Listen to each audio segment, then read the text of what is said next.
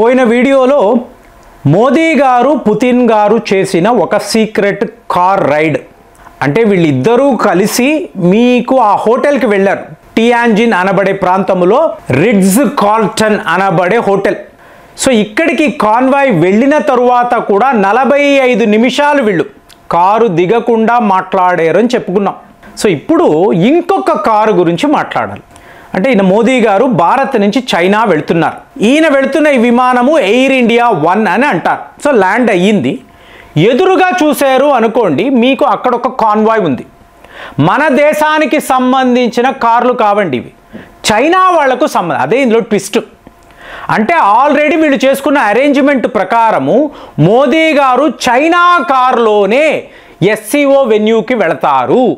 So ఇది చాలా చాలా అరుదుగా జరిగే ఒక వ్యవహారం, ఒక ఈవెంట్, ఒక దృశ్యం.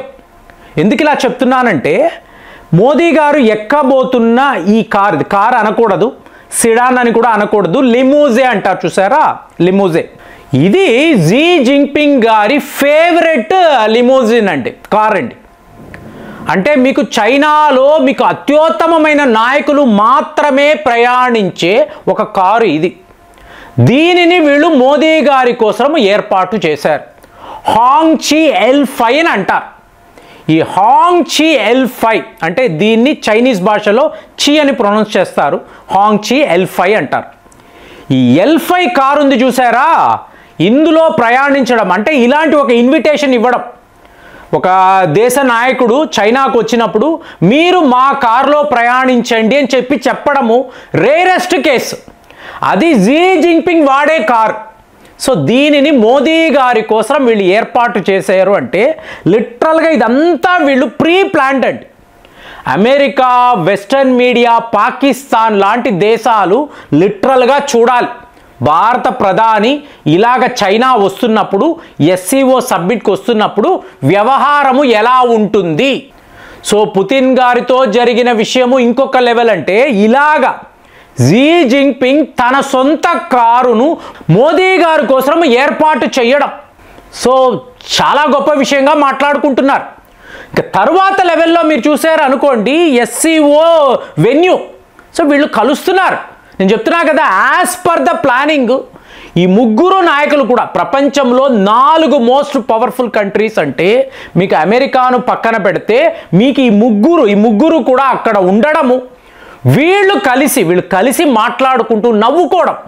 ఈ నవ్వుకోవడము ఇవాళ ఏ లెవెల్లో ఈ పబ్లిసిటీ జరుగుతుంది అంటే మీకు పీటర్ లావ్రో లాంటి వాళ్ళు ఏమన్నారు, ఇలాంటి నియంతలతో కలవడం ఏమిటి, మోదీ గారు మీరు ప్రపంచంలో అతిపెద్ద ప్రజాస్వామ్య వ్యవస్థ యొక్క ప్రధానమంత్రి, మీరు ఇలాంటి వాళ్ళు పుతిన్, జీ జింగ్పింగ్ లాంటి వాళ్ళని కలవడం ఏమిటి అంటే, నువ్వు అన్నావు కదా ఇక్కడ వ్యవహారం చూడు, చైనాలో మేము ఏం చేస్తామో చూడు అంటే పుతిన్తో కార్ రైడ్ అయింది, జీ జింగ్పింగ్ తన సొంత కారులో స్వాగతించడం.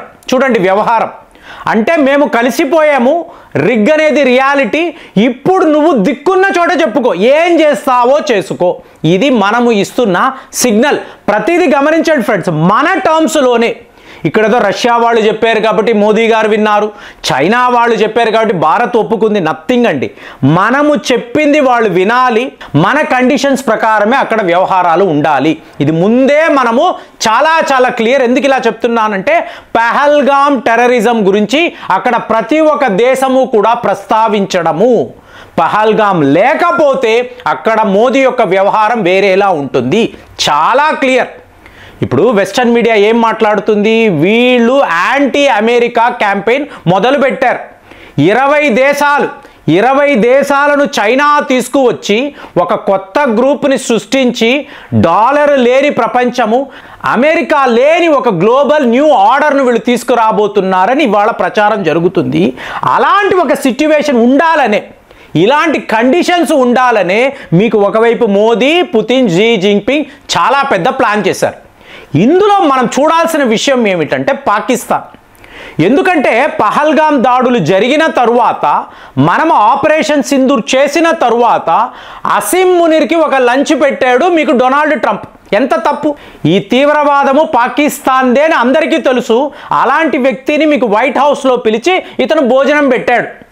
కాబట్టి ఇవాళ ఏమిటి, అక్కడ షాబాజ్ షరీఫ్ ఉన్నాడు చూడండి. పాకిస్తాన్ ప్రధానమంత్రి చైనా వచ్చాడు, SCO సబ్మిట్లో అక్కడ ఉన్నాడు. వరుసగా లైన్లో వీళ్ళు ఉన్నారండి. సో లైన్లో ఉన్నప్పుడు మీకు జీ జింగ్పింగ్ పుతిన్ గారికి వీళ్ళని పరిచయం చేస్తున్నాడు. ఒక్కొక్కరిని పరిచయం చేసుకుంటూ వస్తే సడన్గా ఇక్కడ పాకిస్తాన్ ప్రధానమంత్రి నిలబడి ఉన్నాడు. జీ జింగ్పింగ్ అతని వైపు కూడా చూడలేదు. ఇతనేమో నమస్తే అండి అంటున్నాడు, చూడడం లేదు. పుతిన్ గారు లిటరల్గా అవాయిడ్ చేసుకుంటూ ముందుకెళ్ళిపోయారు. ఆహో మీరు పాకిస్తాన్ ప్రధాని కదా, హలో అని తర్వాత షేక్ హ్యాండ్. అంటే నువ్వు క్యూలో ఉండాల్సిన వాడు, నీ వాల్యూ అంతా అంతే. అంటే షాబాజ్ షరీఫ్ యొక్క లెవెల్ ఏంటో అక్కడ చూపిస్తున్నారు. కానీ అదే చూడండి, మీకు పాకిస్తాన్ యొక్క ఆర్మీ చీఫ్ని అమెరికా అధ్యక్షుడు ఎంత సిల్లీగా ఉందో చూడండి. ఇక్కడ జీ జింగ్పింగ్ పుతిన్ అతని ముఖం చూడడానికి కూడా ఇష్టపడడం లేదు. పెద్ద పెద్ద ప్రాజెక్టులను మాట్లాడుతున్నారు, కానీ లిటరల్గా అవాయిడ్ చేశారు. నువ్వు అడుక్కునేవాడివిరా, నిన్ను కలిసి నేను మాట్లాడాల్సిన అవసరమే లేదు అని చెప్పి వీళ్ళు అనుకున్నారు. అక్కడ ట్రంప్ అసీమ్ మునీర్ని పిలిచి లంచ్ ఇప్పించడం, ఇది వీళ్ళ వ్యవహారం.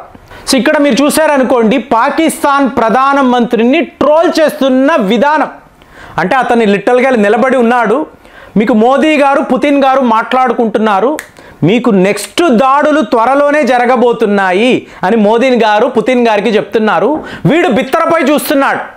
ఇది ఎక్కడ, షోలే సినిమాలో దృశ్యం. తరువాత ఏం చేశారు, ఈ షాబాజ్ షరీఫ్ చేతిలో ఒక చిప్పను పెట్టారు.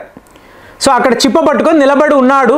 సో ఎవరు ఎంత వేస్తారో వెయ్యండి, అడుక్కోవడానికే నేను ఈ చైనా దాకా వచ్చాను.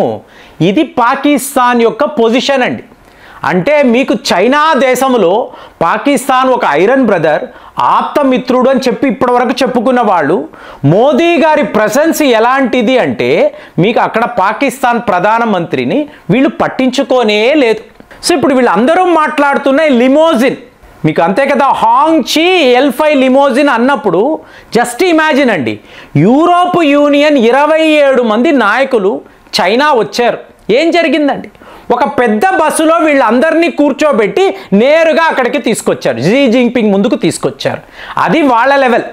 అంటే అమెరికా లెవెల్ ఏంటో మాట్లాడుతున్నాము, యూరోప్ యూనియన్ ఏంటి, పాకిస్తాన్ ప్రధానమంత్రి క్యూలో ఉన్నాడు, లైన్లో నిలబడితే వీళ్ళు పట్టించుకోనే లేదు.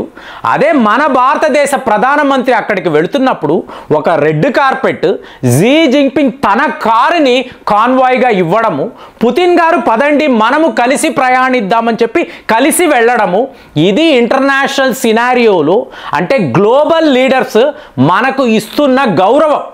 సో దీనిని భారతీయులు గమనించాలి, ప్రపంచ దేశాలు చూడాలి. అట్ ది సేమ్ టైం మిమ్మల్ని మేము బెదిరిస్తున్నాము, భయపెడుతున్నాము అంటున్న ఈ డొనాల్డ్ ట్రంప్, ఈ పీటర్ లావ్రో వీళ్ళందరూ కూడా చూసి ఏడుస్తున్నారండి. ఏడుపు, ఏం చేయలేరు. నువ్వు ఎన్ని ఆఫర్లైనా మాట్లాడు, ఏమైనా చేసుకో, మేము ఎలా ఉండాలో అంటే మా దేశానికి మోదీ గారు ఒకే మాట అంటున్నాడు. అక్కడ జీ జింగ్పింగ్ ఎదురుగుండా కూర్చొని కైలాస మానస సరోవర యాత్ర మళ్ళీ మీరు రీఓపెన్ చేశారు, వెరీ గుడ్. అలాగే మేము కూడా డైరెక్ట్ ఫ్లైట్స్ అనేవి అలో చేస్తున్నాము. మోర్ ఓవర్ 2.8 బిలియన్ ప్రజలు ఇక్కడ కలిపేశారు. భారత్ పాపులేషన్ చైనా పాపులేషన్ని కలిపి 2.8 బిలియన్ ప్రజల భవిష్యత్తు ఇది ఇందులో ఉండే విషయము. కాబట్టి SCO అనేది భారత్కు ఘన విజయం అని చెప్పి ఇవాళ అందరూ మాట్లాడుతున్నారు. ఆధారాలు ఏమిటి అంటే ఇంతసేపు మనం మాట్లాడిన ఎన్నో విషయాలు, ఇది అవును అంటారా కాదంటారా, ఈ విషయంలో మన టేక్ అవేస్, మనం సాధించింది ఏమిటి, మీకేమనిపిస్తుంది కామెంట్స్లో రాయండి. మళ్ళీ వచ్చే వీడియోలో కలుద్దాం. జై హింద్.